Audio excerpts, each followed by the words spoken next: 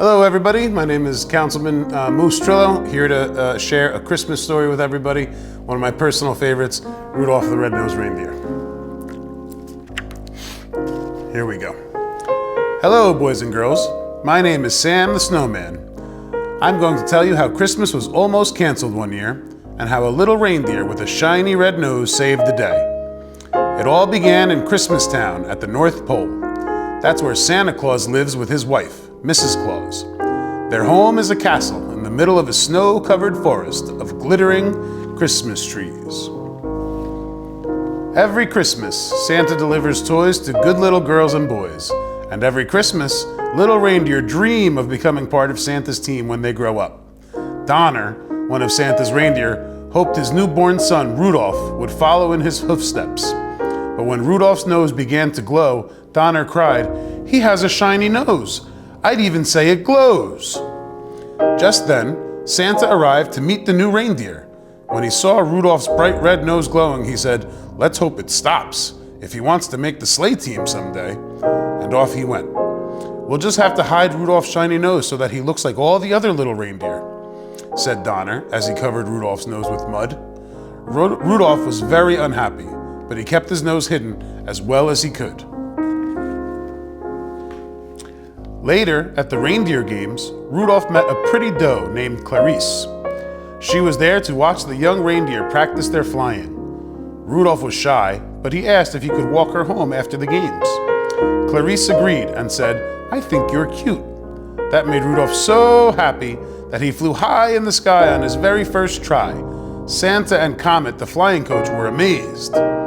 But suddenly, Rudolph's false nose fell off and his real nose glowed brightly. All the other reindeer laughed and called him names, like Fire Snout and Red Schnoz and Rudolph the Red-Nosed Reindeer. "From now on," said Comet, "we won't let Rudolph join in any reindeer games." Rudolph was very sad, and he wondered why being a little bit different made him such a misfit. So he decided to run away. Meanwhile, in Santa's castle, a team of elves made toys in a workshop. But one of the elves didn't like making toys, a blonde elf named Hermie. "Whatever is wrong with you, Hermie?" asked the boss elf. "I don't like making toys," answered Hermie. "I want to be a dentist." "A dentist?" barked the boss elf. "That's ridiculous. Elves make toys." Hermie was not about to give up his dream of becoming a dentist, so he decided to run away too. Soon, the two misfits met and became good friends. "Since we're both tired of being laughed at and called names, let's leave the North Pole and find out what the rest of the world is like," said Rudolph. So off they went, looking forward to new adventures, but knowing they had to beware of the abominable snow monster of the North. The monster was mean and nasty and hated everything about Christmas. "Cover your nose," Hermie said to Rudolph when they heard the abominable snow monster's horrible roar. Before long, they ran into a prospector named Yukon Cornelius. "This land is rich in silver and gold," he said. Yukon was an unusual character, but he had a good heart and offered to give Rudolph and Hermie a ride on his sled. Suddenly, the abominable snow monster spotted the friends and started to chase them. "We're trapped," cried Rudolph. "My nose is giving us away." Luckily, Yukon knew the terrible creature's weakness. "The abominable snow monster sinks in water," Yukon said as he quickly chipped away at the ice. The three friends escaped on a sheet of floating ice and soon found themselves on the island of misfit toys. King Moonracer, the flying lion, who ruled the island, explained that every year he flew around the world to rescue misfit toys that nobody wanted. Each toy was free to live on the island of misfit toys until some child decided to adopt it, because no toy could be truly happy until a boy or girl loved it. Rudolph, Hermie, and Yukon met a Charlie in the Box, a train whose caboose had square wheels, a polka dot elephant, a cowboy who rode an ostrich, and a squirt gun that shot jelly. And there were many other misfit toys. Please ask Santa to include these wonderful toys with all the others he delivers on Christmas Eve, the king said to Rudolph. "I promise I will," answered Rudolph. That night, while his friends were sleeping, Rudolph decided to go on alone. He knew that the abominable snow monster might find them all because of his bright red nose, and he didn't want to put his friends in danger.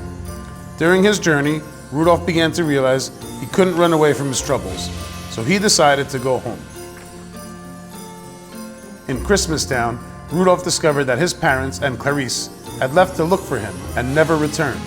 The little reindeer knew just where to find them, in the abominable snow monster's cave. "Put her down," cried Rudolph as he tried to rescue Clarice, but then he was captured too. In the nick of time, Yukon and Hermie arrived with a plan. They knew that the abominable snow monster loved pork dinners, so while Hermie pretended to be a pig and oinked loudly, Yukon climbed above the entrance to the cave. When the monster came out, Yukon dropped a big chunk of ice on his head. That knocked out the abominable snow monster, and Hermie finished the job by pulling out all of the creature's terrible teeth. Rudolph and his friends returned to Christmastown. Everyone realized they had been a little hard on the two misfits and welcomed them back. At first, everyone was afraid of the abominable snow monster, but Yukon assured them that he was now as tame as a kitten and that his real name was Bumble. Everyone was relieved and gave Bumble the job of placing the stars on top of all the tall Christmas trees. Rudolph described his adventures and told Santa about the island of misfit toys. Santa promised he would deliver all the misfit toys to deserving girls and boys. But there was terrible news. A great blizzard was raging all over the world. "I'm afraid," said Santa to Mrs. Claus, "that we'll just have to cancel Christmas this year." "Oh no," said Mrs. Claus. "Think of all those disappointed little girls and boys with no presents on Christmas morning." On Christmas Eve, the weather was no better, and there was no relief in sight. Suddenly, Rudolph's nose started to glow. Santa shielded his eyes and smiled. "That nose of yours," Santa said to Rudolph. "That beautiful, wonderful nose." "Rudolph, with your nose so bright, won't you guide my sleigh tonight?" asked Santa. "I'd be proud to help, Santa," answered Rudolph. Everybody cheered. Even though the blizzard continued to howl, the elves got Santa's sleigh ready for takeoff. Santa put on his red suit, Rudolph and the other reindeer were harnessed with care, and Santa's sleigh was filled to the very top with toys. "First stop is the island of misfit toys," Santa said. "Ready, Rudolph?" "Ready, Santa," Rudolph said, and his nose glowed as bright as a beacon in the night. "Up, up, and away," called Santa. Off they flew into the dark sky to deliver toys to girls and boys, with Rudolph's shining nose guiding the way. And Rudolph went down in history as the most famous reindeer of all. So Rudolph's a great Christmas story about being yourself and being happy with what you are. Nothing to be ashamed of. Go out there and do the best you can do with what you got. Have a great Christmas, a great New Year, and a happy holiday to everybody.